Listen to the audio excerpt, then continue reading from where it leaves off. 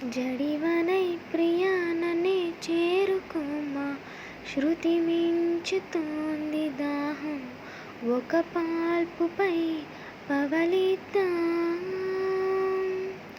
కసి కసి పదాలెన్నో ఎన్నో కాసి నన్ను జయించుకుంటే నేస్తం, నా సర్వస్వం అర్పిస్తా.